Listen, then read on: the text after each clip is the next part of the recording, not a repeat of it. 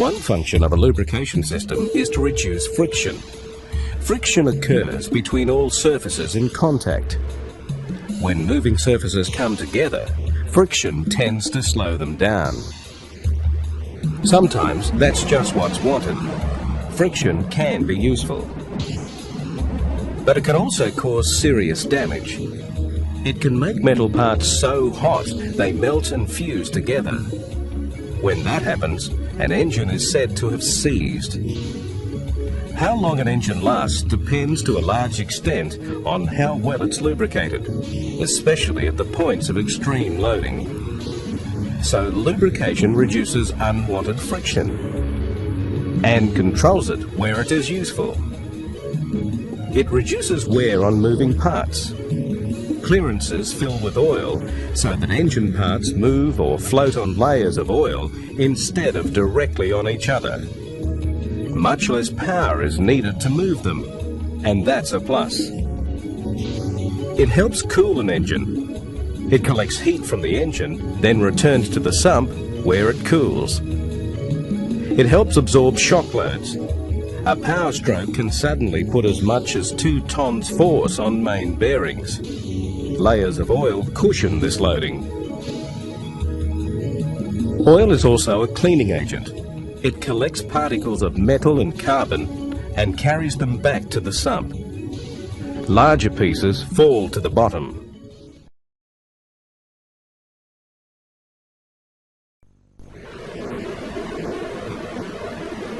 For oil to do all of the work that's expected of it, it must have special properties. Its viscosity is crucial. Viscosity is a measure of how easily a liquid flows. Low viscosity liquid is thin and flows easily. High viscosity liquid is thick and flows slowly. Lubricating oil must be thin enough to circulate easily between moving parts, but not so thin that it will be forced out from between them. If it is forced out, parts will be left in direct contact and they'll be damaged. If it's too viscous, it moves too slowly to protect parts, especially in a cold engine. It was once normal practice for engines to need one grade of oil for summer and another for winter. Oils are graded or classified by the American Society of Automotive Engineers, or SAE. An engine oil with an SAE number of 50 has a higher viscosity or is thicker than an SAE 20 oil. Oils with low viscosity ratings, say SAE 5W, 10W and 20W, were tested at a low temperature, around minus 18 degrees Celsius, and were used for cold conditions. Oils with high viscosity ratings, say SAE 20, 30, 40 and 50, were tested at a high temperature, around 99 degrees Celsius, and were used for hotter conditions. Modern oils, however, are blends of oils which combine these properties. The oils are blended with additives called viscosity index improvers to form multigrade or multi-viscosity oils. They provide better lubrication over a wider range of climatic conditions than monograde oils. Oil is also classified by the American Petroleum Institute, or API, service classification. Oils for spark ignition engines carry a prefix S, and diesel or compression ignition engines use C. Some oils have additives that make them suitable for both. Manufacturers recommend which viscosity and API classification is ideal for a particular engine.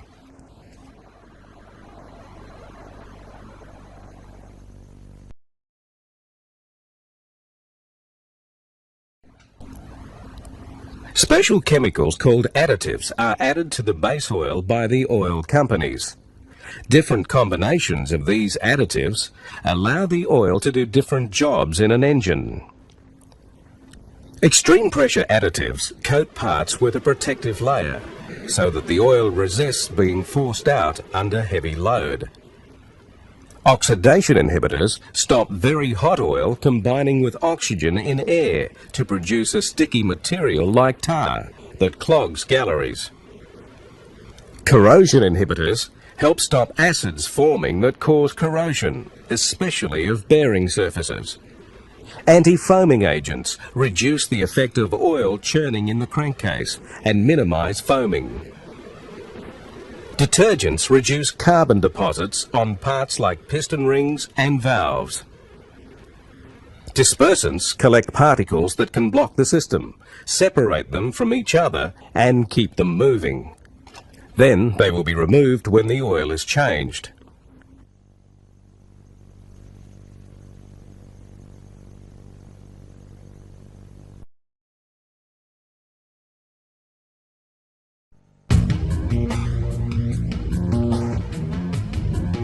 Most small four-stroke petrol engines use what is called splash lubrication.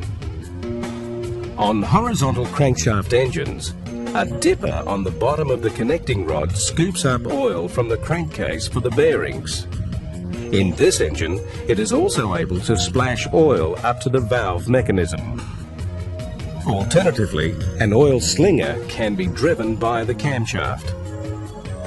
A similar system is used in most small vertical crankshaft engines. Oil is also splashed up to the valve mechanism.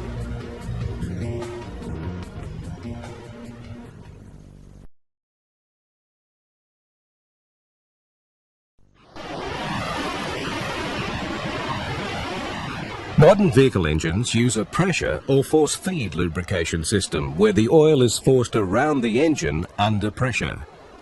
Let's look at petrol engines first. Oil won't flow up into the engine by itself, so a pump collects it through a pickup tube and a strainer and forces it through an oil filter, then into passageways in the engine block called galleries. The galleries allow oil to be fed to the camshaft bearings, the valve mechanism and the crankshaft main bearings. Holes drilled in the crankshaft webs allow the main bearings to supply oil to the big end bearings. After circulating through the engine, the oil falls back to the sump to cool. This is called a wet sump lubrication system because the oil is kept in the sump ready for the next time it's used. Some special engines use a dry sump lubrication system. It uses all of the parts that make up a wet sump system and it lubricates the engine in the same way. It differs from the wet sump system in the way the oil circulates. In a dry sump system, the oil falls to the bottom of the engine into an oil collection pan. A scavenge pump then pumps it to an oil tank where it is stored until the normal oil pump collects it and pumps it through the filter and engine in the normal way. Because there is no oil storage sump under the engine can be mounted much lower than in a wet sump system. The oil tank can be positioned away from the engine where it can get best cooling, and the amount of oil in the system can be much greater than in a wet sump system. Diesel engines are lubricated in much the same way as petrol engines, but there are differences. Diesel engines typically operate at the top end of their power range, so their operating temperatures are usually higher than those in similar petrol engines, so the parts in diesel engines are usually more stressed. As a result, diesel oils need a different range of properties and are classified differently. It's common for some diesel engines to use an oil cooler to cool the oil in the engine. The cooler and oil filter are usually on the same mounting on the cylinder block.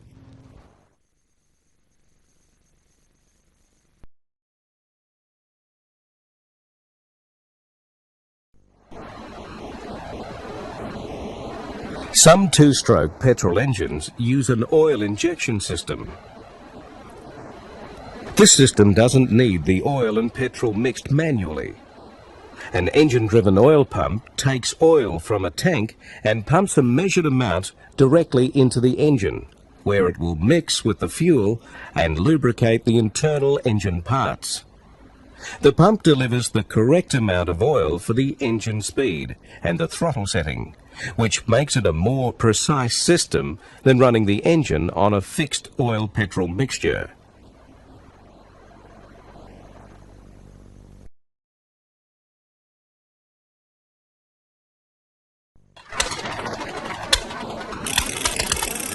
Most two-stroke petrol engines use a set petrol oil mixture for lubrication. There are different kinds of oils and petrol oil mixtures. They must be used according to the manufacturer's specifications. For small two-stroke engines, the oil and fuel are pre-mixed. A mixture of air, oil and fuel passes through a sealed crankcase on its way to the combustion chamber. That makes the crankcase part of the fuel intake system, so it can't be used as a sump. As the air, fuel and oil enter the crankcase, the fuel evaporates, leaving behind enough oil to keep parts coated and lubricated. The crankshaft and connecting rod bearings in two-stroke engines are ball and roller types.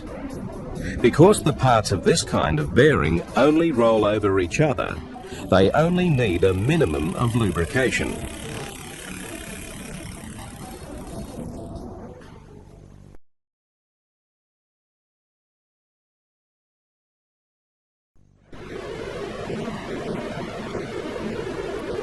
Let's look at the rotary engine lubrication system. Its main lubrication system is similar to that of a four-stroke petrol engine. An oil pump picks up oil from the oil pan through a strainer and delivers it to an oil cooler on the front of the engine. The oil cools, then enters the oil filter at the rear of the engine. A regulator valve controls the oil pressure in the system. The oil goes onto the main bearings and rotor bearings and is sprayed into rotor cavities. Along the way, it absorbs heat, then returns to the oil pan. A bypass valve at the end of the eccentric shaft helps the engine warm up. When the engine is cold, it stays open and sends oil from the shaft to the oil pan and stops it spraying on the rotors.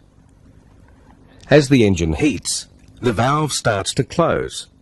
Pressure in the shaft builds up, and cooling oil starts to spray on the rotors. The rotary engine uses oil injection. A pump sends oil to oil nozzles in the intake manifold, and to oil nozzles in the intake passages in the rotor housings. Oil from these nozzles goes to the engine and lubricates the rotor seals. If the engine has a turbocharger, oil lubricates it as well.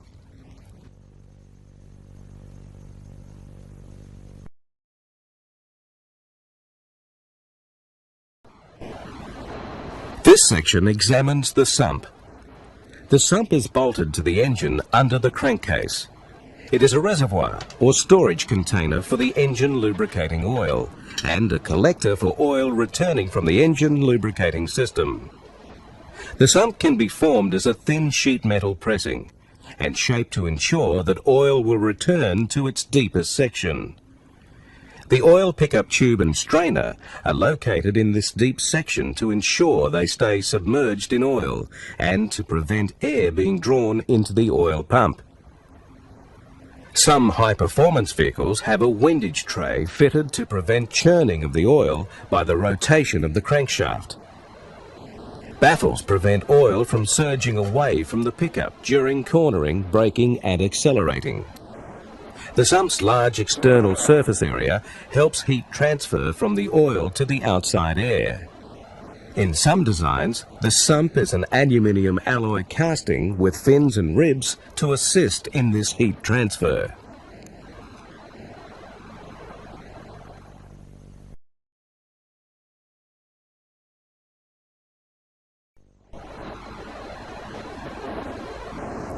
The oil collection pan is part of the dry sump system which is used in some motorcycles.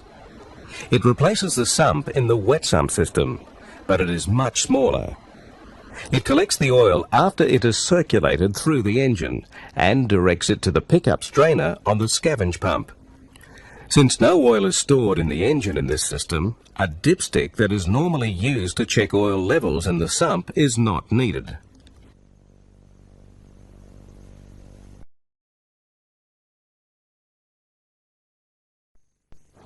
The oil tank is part of the dry sump lubrication system. It is usually positioned away from the heat of the engine, and the large surface area improves cooling. It receives oil from the scavenge pump and allows it to settle and cool. The main oil pump then pumps it back through the lubrication system. A dipstick is often provided to measure the oil level.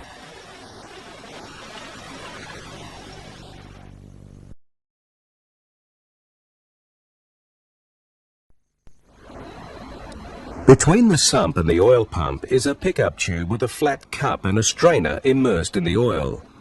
The strainer stops large particles of dirt and carbon entering the pump and damaging it.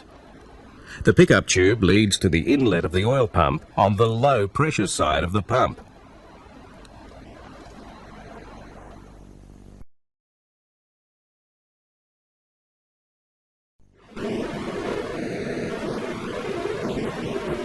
Oil pumps may be driven from the camshaft or the crankshaft. In a rotor-type oil pump, an inner rotor drives an outer one. As they turn, the volume between them increases. This larger volume lowers the pressure at the pump inlet. Outside atmospheric pressure is then higher. This forces oil into the pump, and it fills the spaces between the rotor lobes. As the lobes of the inner rotor move into the spaces in the outer rotor, oil is squeezed out through the outlet. The crescent pump uses a similar principle. It is mounted on the front of the cylinder block. The inner gear is on the end of the crankshaft, which then drives the pump directly. An external toothed gear meshes with this inner one. Some gear teeth are meshed, but others are separated by the crescent-shaped part of the pump housing. The increasing volume between gear teeth causes pressure to fall. Oil is then taken through the intake port and carried around between the gears and crescent, then discharged to the outlet port. Similarly, in a geared oil pump, the driving gear meshes with a second gear. As both gears turn, their teeth separate, creating a low pressure area. Higher atmospheric pressure outside forces oil up into the inlet. The spaces between the teeth fill with oil. The gears rotate and carry oil around the chamber. The teeth mesh again, and oil is forced from the outlet toward the oil filter.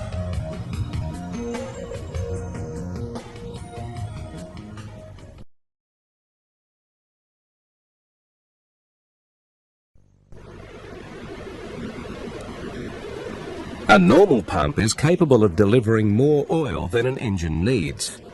It's a safety measure to ensure the engine is never starved for oil. As the pump rotates and engine speed increases, the volume of oil delivered also increases. The fixed clearances between the moving parts of the engine prevent oil escaping back to the sump, and pressure builds up in the system. An oil pressure relief valve stops excess pressure developing. It's like a controlled leak, releasing just enough oil back to the sump to regulate the pressure of the whole system.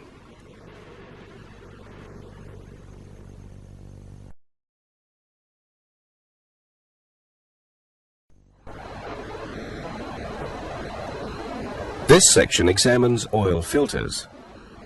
There are two basic oil filtering systems: full flow and bypass.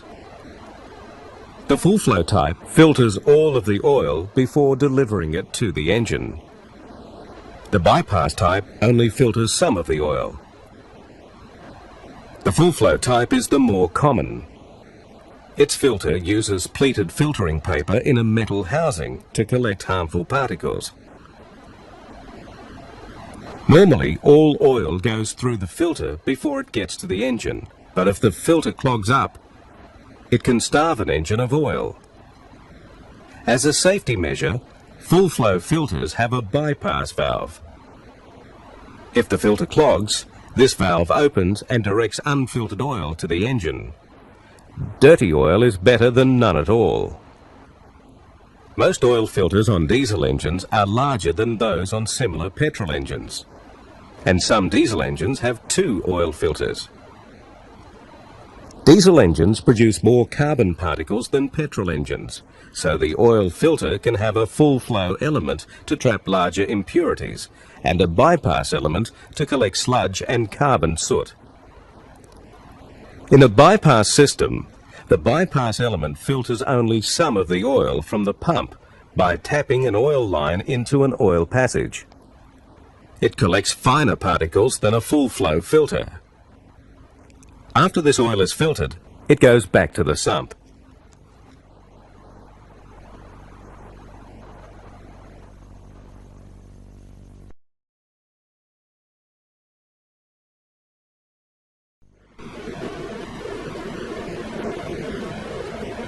Pistons, rings and pins are lubricated by oil thrown onto the cylinder walls from the connecting rod bearings. Some connecting rods have oil spurt holes. These holes are positioned to receive oil from similar holes in the crankshaft. Oil can then spurt out at the point in the engine cycle when the largest area of cylinder wall is exposed. It lubricates the walls and gudgeon pin and also cools the underside of the piston. Oil feeds to the cylinder head and through a gallery to the camshaft bearings and valve train. As well as lubricating these moving parts, it also gathers heat from the engine so its temperature keeps rising. Finally, it drains back to the sump to cool and start again.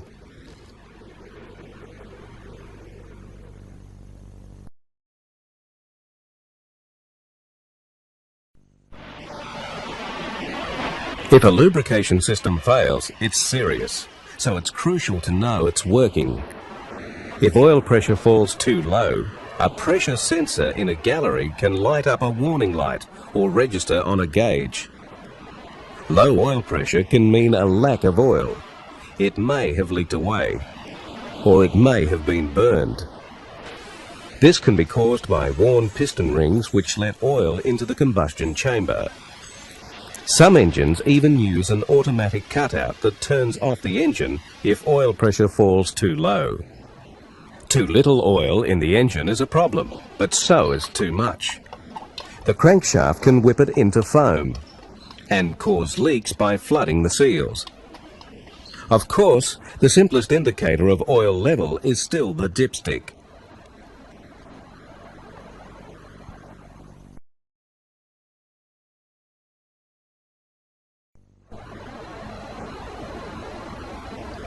Engines which operate under severe conditions may use an oil cooler to cool the oil in the engine.